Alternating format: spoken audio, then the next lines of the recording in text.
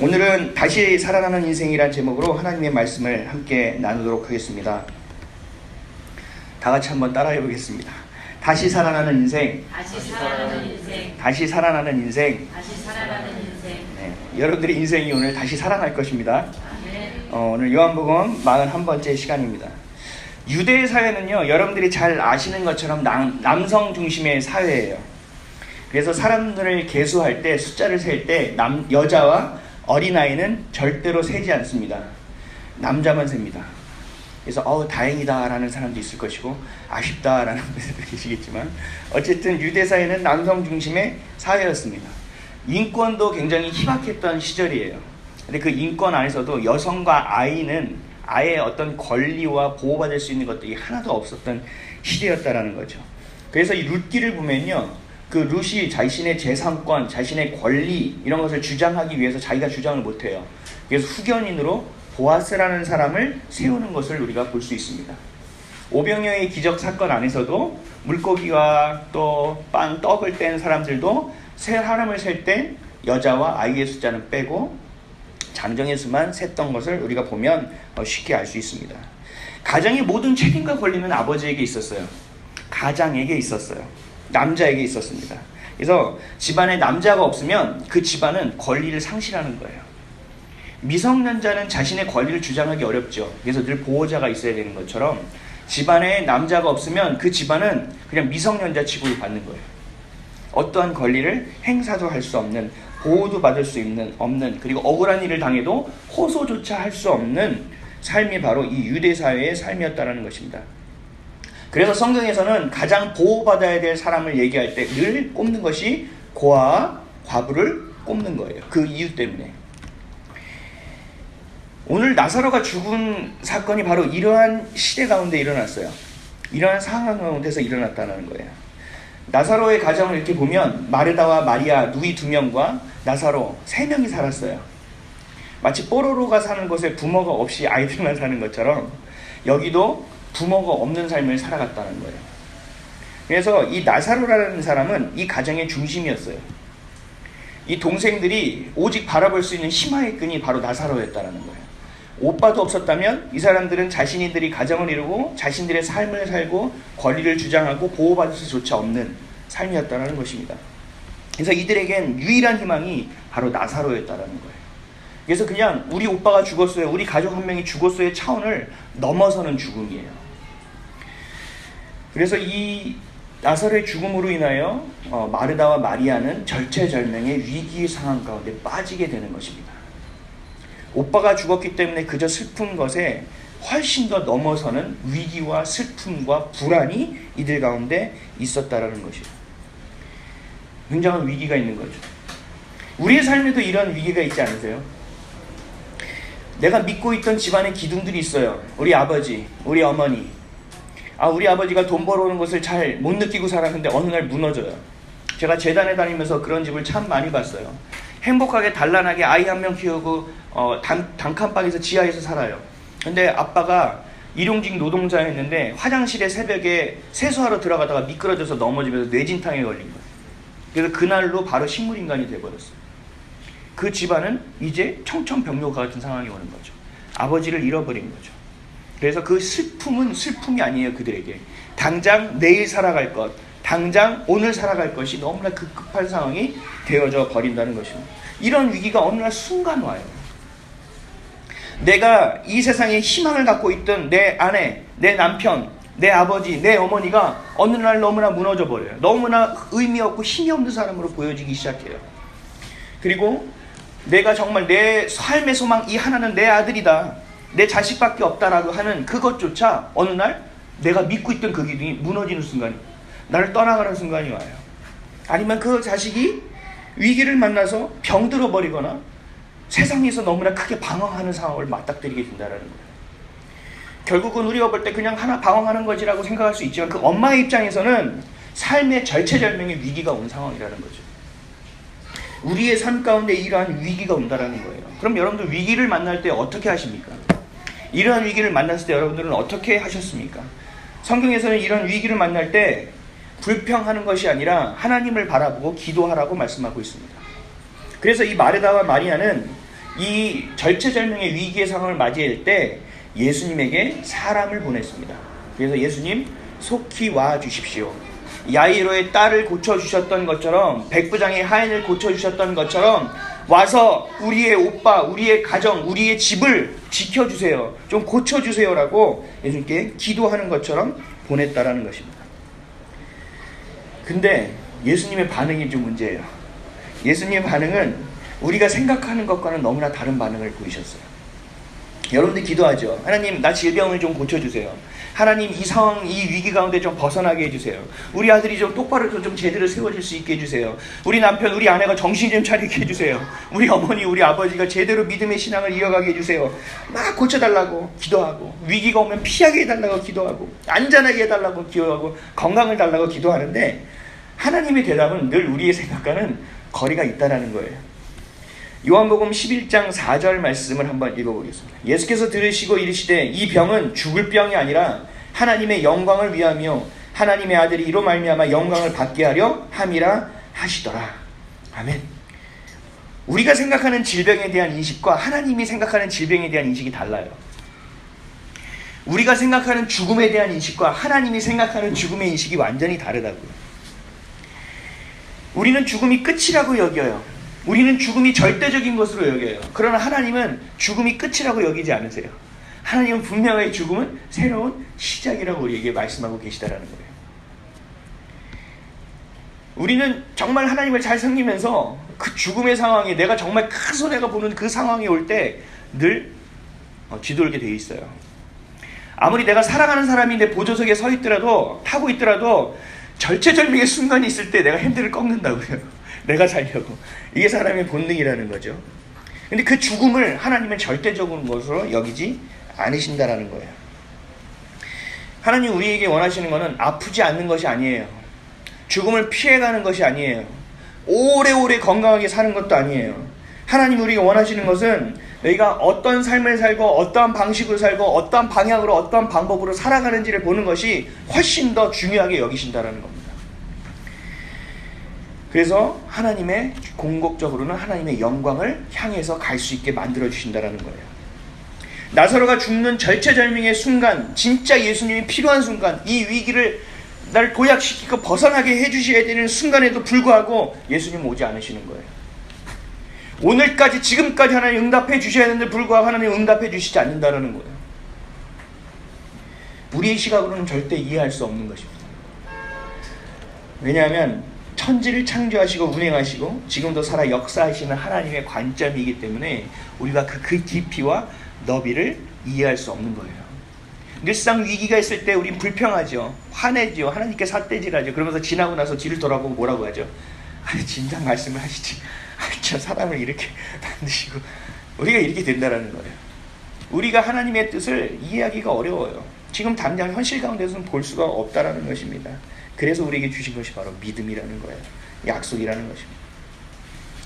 예수님이 이 땅에 내려오신 이유는 우리가 아프지 않고 건강하게 살고 행복하게 살아가기 위해서 원하기로 오신 것이 아니라는 거예요. 물론 건강하고 행복하기를 원하세요. 평안하기를 원하세요. 근데 이것이 궁극적인 목적이 아니라고요. 궁극적인 목적은 하나님이 영광을 나타내는 거라는 거죠. 우리 자녀가 자랄 때 얘기하죠. 저도 저희 자녀의 머리에 손 얹고 기도해요. 우리 동원이 183까지 자라게 해주세요.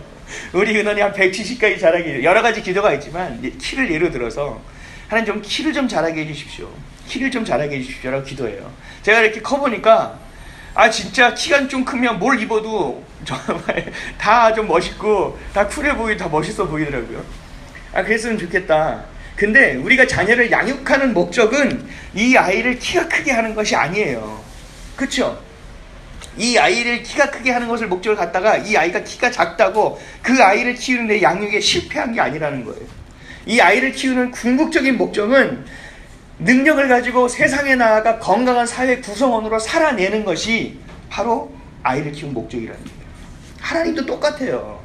우리가 그냥 행복하고 건강하고 편하게는 바라는 것이 아니라 이 세상 가운데 하나님 주신 능력을 가지고 세상을 향해 나아가기를 원하시는 거예요. 거기서 건강하게 살아가기를 원하시는 거예요. 하나님의 영광을 나타내기를 원하시는 거예요. 그 가운데서도 고난 가운데서도 감사할 수 있는 삶을 살아낼 수 있기를 원하시는 거예요.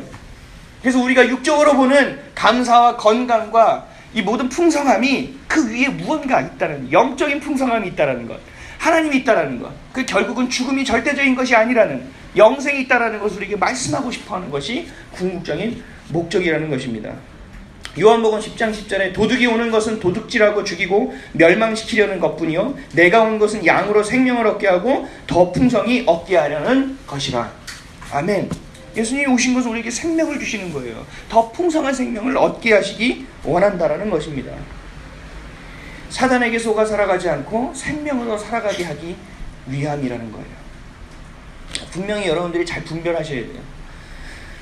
그렇기 때문에 이 땅 가운데 육신의 죽음은 절대적인 것이 아니라고 표현하고, 성경을 보면 죽은 것을 자는 것이라고 말씀하신다는 것입니다. 그래서 예수님께서 이렇게 말씀하세요. 오늘 본문 다 같이 한번 읽어볼까요? 23절에서 27절까지 다 같이 읽겠습니다. 시작. 예수께서 이르시되 내 오라비가 다시 살아나리라. 마르다가 이르되 마지막 날 부활 때에는 다시 살아날 줄을 내가 아나이다. 예수께서 이르시되 나는 부활이요 생명이니 나를 믿는 자는 죽어도 살겠고 무릇 살아서 나를 믿는 자는 영원히 죽지 아니하리니 이것을 내가 믿느냐. 이르되 주여 그러하여다. 주는 그리스도시요 세상에 오시는 하나님의 아들이신 줄 내가 믿나이다. 아멘. 육신의 죽음 이후에 더 중요한 것이 있다라고 말씀하시는 거잖아요. 이렇게 말씀하셨잖아요. 그리고 우리가 그것을 믿잖아요. 근데 우리는 자꾸 세상적인 것을 향해 우리도 모르게 가게 되는 거예요. 그래서 여러분들이 깨어 있어야 되는 것입니다. 죽음은 결코 우리 생명의 끝이 아니라는 것입니다. 그럼에도 불구하고 우리는 나사로와 같은 위기가 왔을 때 기도에 응답해 주시지 않을 때 하나님을 온전히 신뢰하지 못하게 되는 거예요. 이것이 우리가 믿음을 잃는 진짜 위기라는 것입니다. 오늘 우리 눈에 보이는 그 위기가 진짜 위기가 아니라 이것을 때문에 하나님을 떠나고 하나님을 향하는 그 믿음을 잃어버리는 진짜 위기를 만나게 되는 것입니다. 그래서 오늘은 나사로의 위기 그리고 내 삶의 위기를 좀 돌아보시고 신실하신 하나님이 믿어지시는 오늘 되시기를 예수 그리스도의 이름으로 축원드립니다. 첫째로 우리가 위기를 맞을 때 우리 가운데 오는 게 있어요. 배신감입니다. 여러분들 하나님께 배신감 느껴보셨습니까? 우리 감히 하나님께 배신감을, 그렇게 얘기하지 않으셔도 여러분들의 마음속을 하나님 다 보시기 때문에 포장하지 않으셔도 다 아십니다. 위기가 오면 우리가 가장 먼저 하는 생각이 있어요. 내가 하나님을 얼마나 사랑했는데, 내가 하나님께 얼마나 충성했는데, 내가 헌금을 얼마나 드렸는데, 내가 예배를 얼마나 빠지지 않고 하나님께 드렸는데 하나님이 어떻게 나한테 이럴 수 있어? 라는 생각이 우리에게 엄습해와요. 이것을 우린 단어로 표현할 때 배신감이라고 하는 거예요. 배신감 아니야. 여기 속할 분들 분명히 계실 겁니다. 저는 몇 개가 속합니다. 그것이 바로 배신감이에요. 마르다처럼 원망을 풀어놓을 수도 있다는 거예요. 21절에 다 같이 한번 읽어보겠습니다. 시작. 마르다가 예수께 여짜오되 주께서 여기 계셨더라면 내 오라버니가 죽지 아니하였겠나이다 라고 원망하는 모습이 우리 가운데서도 늘 있다는 것입니다. 이러한 위기를 우리에게 주시는 이유를 알지 못하고 주시는 그 깊고 넓은 것을 인식조차 못하기 때문에 우리는 믿음을 지키기가 어렵고 믿음을 잃어감에 따라서 불평과 불만으로 하나님을 향해서 삿대질하는 인생을 살게 되는 것입니다. 그러면서 이렇게 기도해요. 하나님 이 위기를 벗어나게만 해주시면 제가 헌금을 얼마 할게요. 하나님 내가 이 위기를 좀 벗어나게만 해주시면 내가 이렇게 충성할게요.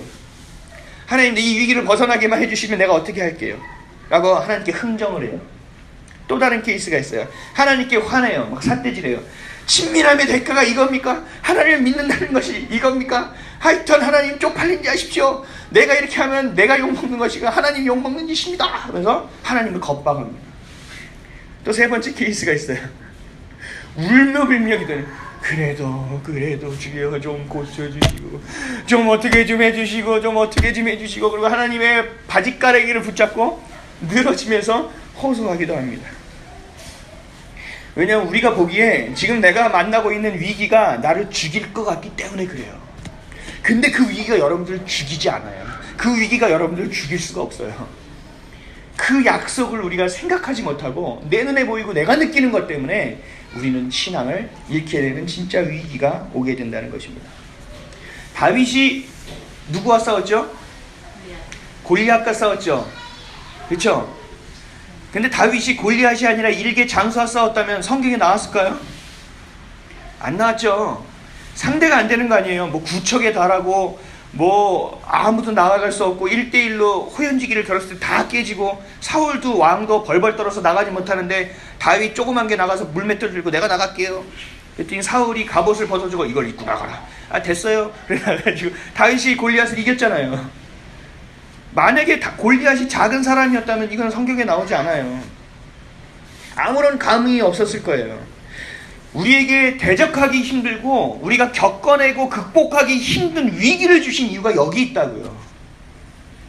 그 어렵고 힘든 위기 가운데 우리의 신앙이, 우리의 믿음이 크기를 원하시는 겁니다. 그 가운데 그 승리를 통해서 하나님이 영광 받기를 원하시는 거예요. 그 승리를 통해서 수많은 사람들이 이것을 보고 하나님이 살아계심을 볼 수 있게 하기 원하신다라는 거예요. 아, 하나님이 지금 나와 무언가를 함께 하시는구나 라고 위기를 맞이했을 때 생각해야 된다는 거예요. 여러분들 위기가 올 때 어떻게 해요? 마음이 덜컥 내려앉나요? 오금이 저리나요? 아, 큰일 났네. 아니면 옛날에 지었던 죄 때문에 내가 일어나? 이러면서 여러분들 생각하시나요? 천만에요. 여러분들에게 위기가 왔을 때는 여러분들 생각하셔야 된다. 아, 하나님이 지금 나와 무언가를 나누길 원하시는구나. 아, 하나님이 지금 무언가 행하길 원하시는구나. 하나님의 깊으신 뜻과 하나님의 계획하심이 지금 나와 함께하기 시작했구나. 내가 지금까지 영적으로 보지 못했지만 이 육적으로 벌써 드러나기 시작하는구나 라고 여러분들이 깨달아야 된다는 겁니다. 그럼 여러분들 그걸 알면 위기가 오면 어떻게 해야 됩니까? 이래야 됩니까? 아니면 주의해 이러면서 사태질 해야 됩니까? 여러분들 안에서 감사가 나올 수밖에 없는 거예요. 위기가 올 때 기대가 될 수밖에 없는 거예요. 위기가 올 때 여러분들은 기도의 자리로 나갈 수밖에 없게 되는 거예요. 전혀 생뚱맞으십니까? 성경에 기록되어 있는 말씀입니다. 그럴 때마다, 그럼에도 불구하고 이 위기가 올 때마다 여러분들이 감사할 수 있다는 그 수준이 바로 여러분들이 하나님을 신뢰하는 수준이고 여러분들의 믿음의 수준이고 여러분들이 가지고 믿음의 그릇의 분량이라는 것입니다. 여러분들의 믿음의 분량이 커가기를 주님의 이름으로 축원드립니다. 14절 15절 말씀 한번 다 같이 읽어볼까요? 11장 14절 15절입니다. 시작. 이에 예수께서 밝히 이르시되 나사로가 죽었느니라. 내가 거기 있지 아니한 것을 너희를 위하여 기뻐하노니 이는 너희로 믿게 하려 함이라. 그러나 그에게로 가자 하시니. 아멘. 나사로를 죽고로 내버려 두고 그것을 살리신 이가 하나님이잖아요. 그렇죠? 왜 그랬냐? 많은 이들이 믿게 하기 위함이라는 거예요. 믿게 하기 위함이라. 하나님 우리가 강해지기를 원하세요. 하나님 우리가 튼튼해지기를 원하세요. 하나님은 우리가 어떠한 것에서 흔들리지 않은 굳건한 뿌리 깊은 믿음을 갖기를 원하세요. 그래서 더 강해져서 나가서 세상에서 주눅들지 않고 세상에서 비벼대지 않고 세상에서 사람들 눈치 보지 않고 당당하게 살아가길 원하세요. 여러분들 자녀가 그렇게 살아가길 원하지 않으십니까? 하물며 하나님은 어떻게 생각하시겠습니까? 하물며 하나님. 제가 동원이 아침에 저희 아들 나갈 때마다 하는 얘기가 있어요. 기도해줘요. 제가 꼭 안수 기도를 해줘요. 목사라고 하는 게 아니에요. 여러분들도 다 해줄 수 있어요. 자녀에 대한 축복해줄 수 있어요. 축복해주면서 나갈 때 얘기해요. 동원아, 어깨 펴 당당하게 나가. 하나님이 너의 아버지야. 당당하게 나가. 이런 하고 나가요. 나중에 얘기하는데 그 아침에 눈 맞춰주고 그게 자기는 얼마나 든든한지 모르겠어요. 나중에 지나가는 말로 얘기하더라고요. 여러분들 당장 실행하십시오. 당장 할 수 있는 거예요. 앞에 보이지 않으면 문자로 하시면 됩니다. 그렇죠? 하나님이 우리를 향한 마음이 바로 그거예요. 여러분 모든 것은 과정이에요. 그 과정 가운데 위기도 과정이에요. 여러분들 어려움이 온 것도 과정이에요. 궁극적으로 여러분들이 해나가야 될 일이 하나님의 그 깊으신 뜻을 헤아리지 못한 믿어내는 것입니다. 오늘 본문 43절에서 45절 다 같이 읽겠습니다. 시작. 이 말씀을 하시고 큰 소리로 나사로야 나오라 부르시니 죽은 자가 수족을 배로 동인 채로 나오는데 그 얼굴은 수건에 쌓였더라. 예수께서 이르시되 풀어놓아 다니게 하라 하시니라. 마리아에게 와서 예수께서 하신 일을 본 많은 유대인들이 그를 믿었으나 그 일을 본 많은 유대인들이 예수를 믿은 거예요. 예수님이 이 땅에만 두어보면 기다리고 이 돌을 들고 죽이려고 기다리고 있던 유대인들이 예수님을 믿는 사건이 발생했다는 것입니다. 뭐를 통해서? 마르다와 마리아에게 온 위기를 통해서 하나님 그렇게 행하셨다는 것을 우리가 봐야 합니다. 수많은 영혼이 하나님께로 돌아올 수 있는 것이 됩니다. 여러분들의 고난이, 여러분들의 위기가, 여러분들에게 준 하나님이 주신 질병이 하나님께 쓰임받을 수 있는 도구가 될 수 있다는 거예요. 여러분들이 아파하고 힘들어하는 것이 아니라 그 도구를 어떻게 사용할지를 여러분들이 기도해야 돼요. 기대해야 돼요. 그것이 하나님이 우리에게 원하시는 뜻이라는 겁니다. 인도에서 사역하던 최초의 선교사가 있어요. 여러분들이 인도 땅을 밟아보셨습니까? 저는 솔직히 말하면 별로 밟고 싶지가 않습니다. 너무나 수많은 안 좋은 신들이 많은 그 땅을 별로 밟고 싶지가 않습니다. 그리고 인도 사람들은 미안하지만 지나가면 냄새가 나고요. 하여튼 그렇습니다. 근데 인도의 최초의 선교사가 나 갔는데 여자분이에요. 영국인이에요. 윌리엄 캐리라는 분이에요. 이분 굉장히 부지런하고 신실하신 분이었어요. 근데 이분이 가서 뭘 했냐면 인도말 타밀어로 활자를 만들고요. 중국어로 활자를 만들고요. 그 나라 말 소수민족의 말까지 번역해서 구약 성경으로 번역하고 신약 성경으로 번역한 일을 끊임없이 했던 선교사님이에요. 저라면 평생 시간이 주어져도 이렇게 못할 것 같아요. 얼마나 이렇게 부지런하면 단 웬만한 선교사님 가서요. 그 나라 종족의 말을 배우고 듣고 성경을 기록하는 것 하나만을 가지고도 놀라운 일을 했다라고 얘기해요. 근데 이분은 가서 몇 개 언어로 했는지 몰라요. 그 나라 말로 성경만을 만든 게 아니에요. 그 나라 사전까지 만드셨어요. 엄청난 분이에요. 근데 이런 분이 이분이 일하던 처소에 불이 났어요. 불이 나서요 20년을 넘게 쌓여왔던 일들이 다 불타버려 버렸어요. 하루아침에 잿더미가 되어버렸어요. 여러분들 이런 위기를 맞으면 어떻게 하겠습니까? 허망하고 허무하여 옷을 찢고 죄를 내 머리에 뿌리며 여러분 기도하겠습니까? 윌리엄 캐리는 사람들을 불러 모았어요. 그리고 예배를 드렸어요. 그 주제의 말씀은 로마서 8장 28절의 말씀입니다.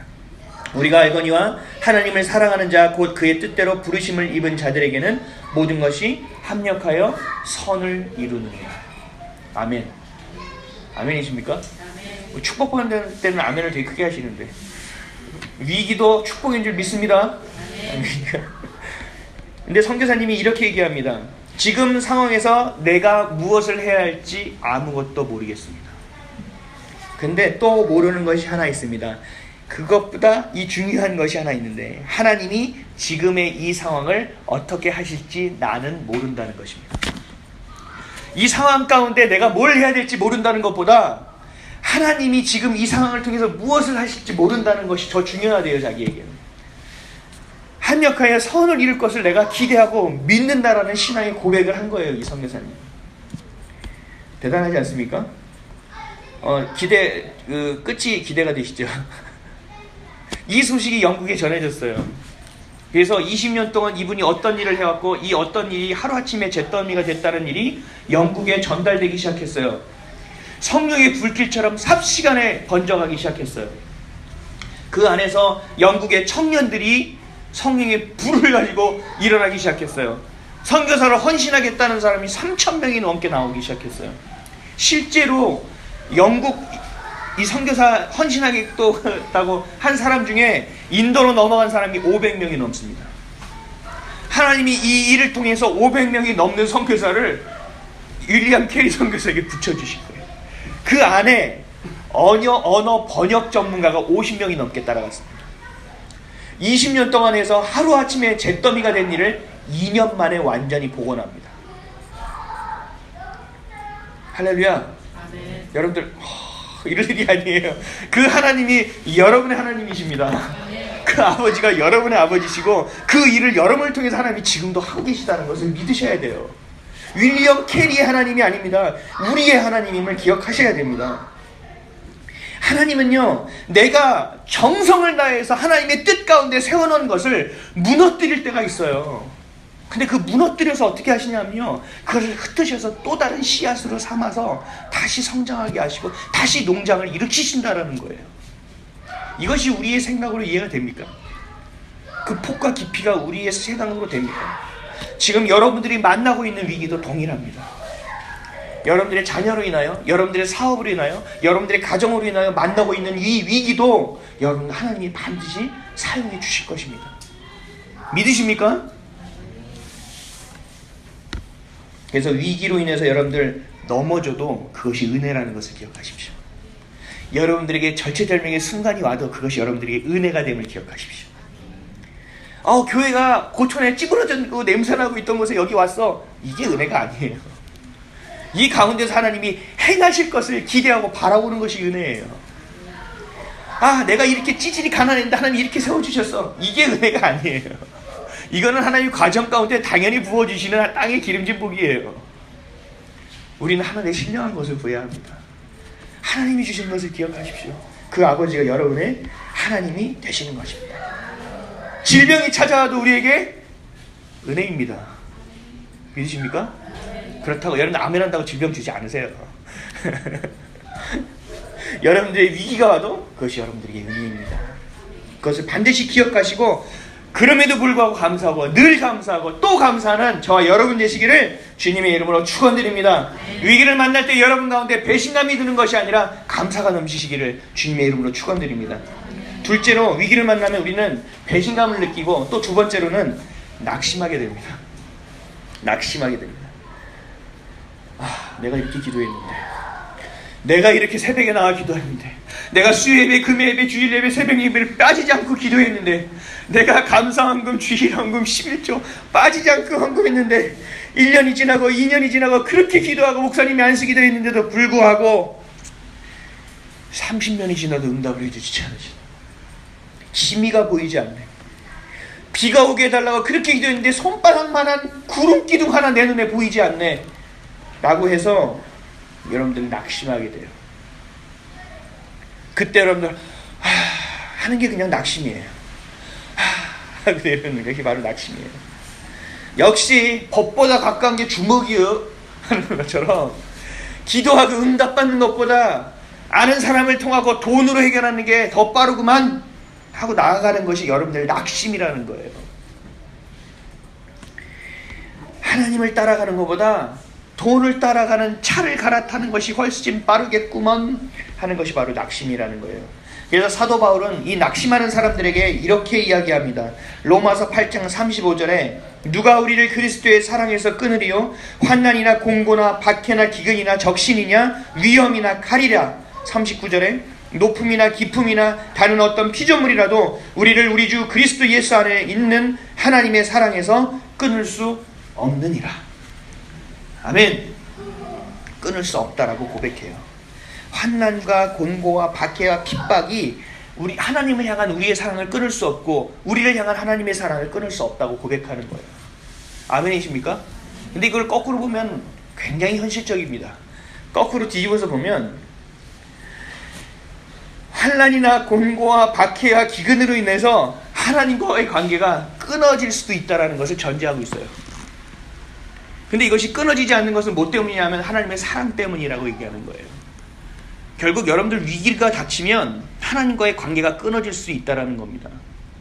여러분들의 신앙이 무너질 수도 있다는 거예요. 수십 년 된 신앙이 하루아침에 무너질 수도 있음을 얘기하는 거예요. 그럴 수도 있다는 거예요. 그렇지만 그것을 끊어낼 수 없고 무너뜨리지 않을 수 있는 것이 뭐냐면 낙심하는 것이 아니라 그 사랑을 기대하는 것이라고 사도 바울은 얘기하고 있습니다. 마르다는 예수님을 그리스도로 인정했어요. 그렇죠? 그래서 섬겼어요. 마르다는 인정했어요. 그런데 예수님이 생명의 주관자 되심을 깨닫지 못했어요. 예수님은 믿었다니까요. 근데 생명의 주관자 되심을 몰랐다고요. 여러분들도 예수님을 믿을 거예요. 믿는데요, 내 삶을 주관하시는 분, 이 위기를 다스리시는 분, 지금의 삶을 관리해 주시는 분이 하나님임을 여러분을 믿고 계십니까? 그거를 돌아봐야 돼요. 하나님을 우리는 사랑해요. 그런데 그것이 안 되니까 그 사랑을 누릴 수 없어요. 머릿속에서만 알 뿐 우리의 마음 가운데, 우리의 삶 가운데는 무기력해지는 거예요. 그럴 수밖에 없게 되는 것입니다. 이게 바로 마르다와 같은 모습이에요. 마르다가 예수님 말씀하실 때 반에 가서 막 요리하고 말씀을 중요시하게, 이게 아니라 마르다도 다 믿었다고요. 다 믿었다고요, 예수님을. 그런데 그 삶에서 나타나지 않은 것은 주관자 대신 하나님이 하나님됨으로 믿지 않았다는 것입니다. 여러분들, 사단이요 우리를 속일 때 나타나서 응 하고 무섭게 속이는 게 아니에요. 힘들고 어려운 시험의 거리를 하나 던져주는 게 아니에요. 하나님을 믿게 해요. 예수님을 그래 마음껏 믿어. 근데 여기선까지는 안 돼. 너 믿어. 근데 너 진실하게 믿을 수는 없을 거야. 그래서 네가 가진 믿음이 진실이야라고 얘기해요.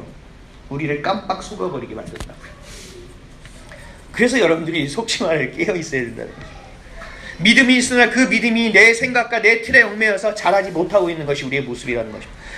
사랑하는 성도 여러분, 하나님을 하나님으로 믿으셔야 돼요. 아멘이십니까? 하나님과 친밀해지셔야 돼요. 믿으십니까? 내 안에, 내 남편 안에서 내가 벌거벗은 것이 창피하지 않은 것처럼 내가 하나님 안에서의 그러한 친밀함이 있어야 된다는 거예요. 내가 지금 소유하고 있는 믿음에 만족하시면 안 되고요. 성령님께 채워달라고 기도하셔야 돼요. 매일매일 주시는 하나님의 기름 부으심이 우리 가운데 넘쳐나야 된다는 거예요. 그 생명이 우리 가운데 매일처럼 부어지지 않으면 여러분들은 살아낼 수 없어요. 내 믿음이 진짜 믿음이라고 착각하고 살아갈 수밖에 없다는 것입니다. 갈라디아서 2장 20절에 내가 그리스도와 함께 십자가에 못 박혔나니 그런즉 이제는 내가 사는 것이 아니요 오직 내 안에 그리스도께서 사시는 것이라. 이제 내가 육체 가운데 사는 것은 나를 사랑하사 나를 위하여 자기 자신을 버리신 하나님의 아들을 믿는 믿음 안에서 사는 것이라. 아멘. 이게 어려우세요? 더 쉽게 얘기하면 예수님을 내 마음에 모셨다라는 겁니다. 내 마음에 퍼스트 클래스 가장 중요한, 가장 중심의 위치에 내 스스로의 내 생각과 내 꿈과 내 열정이 있고 내 욕심이 있는 것이 아니라 그리스도가 있다라는 거예요. 성령이 내 안에 강하게 역사하실 수 있다라는 거예요. 그렇다면 그것이 내가 다 얻을 수 있는 가장 큰 비결이라는 거예요. 이 세상 가운데 세상이 알지 못하고 얻을 수 없는, 느낄 수 없는 기쁨과 평안과 사랑으로 살아갈 수 있는 그 일체의 비결을 여러분들이 배울 수 있는 길이라는 것입니다. 제가 옛날에 말씀드렸던 예화인데 기억하실 거예요 아마. 어떤 백화점 사장님이 있었어요. 그 백화점 사장님이 고아와 가난한 아이들을 모았어요. 그래서 이 아이들에게 어떻게 해주면 좋을까라고 생각했어요. 그러다가 우리의 백화점에 데려가서 아이들에게 선물을 줘야겠다. 그래서 개장하지도 않은 시간에 애들을 데려가서 애들을 쫙 풀어놨어요. 그러면서 아이들에게 얘기했어요. 너희들 여기서 갖고 싶은 거 하나씩 골라. 니네가 무엇을 고르든지 내가 줄게. 약속한다. 그래서 아이들이 생각하기 시작하는 거예요. 아침부터 배가 고픈 아이는 저렇게 커다란 햄은 처음 봐. 막 그래서 햄을 안아가지고 사랑하듯이 끌어안고 가져와요. 어떤 애는 머리를 굴리기 시작합니다. 저 햄이 중요한 것이 아니야. 여기 주얼리 샵에 가면 보석 하나만 가져도 저 햄을 20개를 살 수 있을걸? 바보 같은 놈. 그리고 주얼리 샵으로 뛰어가기 시작합니다. 나는 눈동자만한 주먹만한 다이아를 가져와야지 하고 뛰어가기 시작합니다. 아이들이 분주하게 다니기 시작해요. 근데 아이 한 명만이 움직이질 않고 있어요. 그 아이에게 물어봅니다. 야, 가서 골라도 돼. 가서 아무거나 골라도 돼. 내가 약속한 대로 너에게 하나 줄 거야. 정말 골라도 돼요? 믿어라. 내가 줄게. 넌 믿음이 그렇게 없어서 어떻게 하니? 가서 골라. 정말 백화점에 있는 거 하나만 골라도 돼요? 그럼 백화점에 안에 있는 건 뭐든지 괜찮다. 그랬더니 이 아이가 가서 그 사장의 손을 꽉 잡았습니다. 그래서 사장님이 놀랐습니다. 왜 내 손을 잡니? 저는 선택했어요, 아저씨. 이 백화점계 모든 것이 누구 거죠? 그 사장님 거잖아요. 이 아이는 생각한 거예요. 이거 하나 두 개 가질 필요가 없구나. 이 사장님을 내 거로 만들면 이 모든 것이 내 거가 될 수 있겠구나. 어떤 분은 얘기할 거, 욕심이 하늘을 찌르는구만. 여우 같은 계집애. 뭐 이렇게 얘기할 수도 있어요. 그게 아니에요. 우리가 여기서 얻을 수 있는 교훈은 뭐냐면 그 백화점 사장님이 우리 하나님 되신다라는 거예요. 여러분들 햄을 잡고 찾기로 뛰어다니지 않습니까? 주얼리 샵으로 뛰어가지 않습니까? 명품백 하나만 있으면 내가 집에 뭘 보증금은 얻을 수 있을 정도야 하고 백을 가지고 뛰어가지 않습니까? 하나님 손을 잡으면 됩니다. 그 손만 꽉 잡고 있으면 됩니다, 여러분. 그것만 되면 됩니다. 근데 그것도 알고 보면요, 내가 하나님 손을 잡고 있는 것도 아니에요. 하나님 내 손을 꽉 잡고 계시는 거예요. 제가 은원이 데리고 가면서 느꼈어요. 손을 잡고 가요. 덜컥하고 넘어져요. 얘가 넘어지지 않으려고 잘 잡았거든요. 근데 얘 손은 풀려요. 넘어질 때, 위기를 만났을 때 사람은 아무 생각이 없어져요. 근데 그때 제가 뭘 하는지 아세요? 꽉 잡아서 일으킵니다. 착각하지 마세요. 여러분들이 손을 잡는 게 아니에요. 여러분들이 그런 결단을 하고 믿음을 가질 때 하나님이 여러분의 손을 잡아주는 겁니다. 그래서 우리는 노력으로 되는 것이 아니에요. 은혜로 되는 거예요. 고린도전서 10장 13절에 사람이 감당할 시험 밖에는 너희가 당한 것이 없나니 오직 하나님은 미쁘사 너희가 감당하지 못할 시험 당함을 허락하지 아니하시고 시험 당할 즈음에 또한 피할 길을 내사 너희로 능히 감당하게 하시니라. 아멘. 여러분들 위기로 할 필요가 없는 거예요. 그 위기를 겁날 때 거기서부터 이상한 일이 생기고 진짜 위기가 오는 것이지, 위기 가운데 하나님을 여러분들이 향할 때 하나님은 감당지 못할 위기를 주지 않으시고 그러한 것이 올지라도 내가 또 다른 길을 내어주시는 분이 바로 여러분들의 하나님 아버지라는 사실을 반드시 기억하시기를 바랍니다. 하나님의 자녀에게는 위기가 아닌 거예요. 그래서 하나님이 일하고 계시다는 것을 증명하는 것이 바로 이 위기라는 것입니다. 그래서 자녀된 우리에게 이 땅에서의 죽음은 끝이 아닌 것, 영원한 시작인 것입니다. 우리가 볼 때 하는 세상 사람들일 때 위기가 올 때 절체절명같이 보이지만 우리에게는 또 다른 시작이라는 것을 여러분들이 반드시 기억하셔야 됩니다. 기대하시고 기도하셔야 된다는 거예요. 배신감을 갖지 마세요. 낙심을 허락하지 마세요. 하나님이 죽기까지 사랑하는 자녀가 바로 우리라는 것을 기억하십시오. 확신 있는 삶을 살아갈 수 있고요. 어떠한 환경 가운데서도 여유 있는 삶을 살아갈 수 있고요. 당당한 삶을 살아갈 수 있는 이유는 그 하나님을 성령으로 우리의 마음에 늘 모시고 동행하는 삶을 살아갈 수 있기 때문에 가능한 것입니다. 저는 오늘 아침에 어머니랑 밥 먹으면서 잠깐 나눈 얘기인데요. 저는 제가 예수님을 알고 나고 예수님을 믿고 난 후에 제가 가난하다고 생각해 본 적이 없어요. 근데 모든 사람들을 저를 보고 맨날 가난하다고 얘기하고 불쌍하다고 얘기했어요. 저는 가난하다고 생각한 적이 없어요. 부족하다는 것은 느꼈죠. 그러나 그 부족함이 전부라고 여기고 살지 않았어요. 왜냐하면 하나님이 내 아버지라고 내가 분명히 알았기 때문이었어요.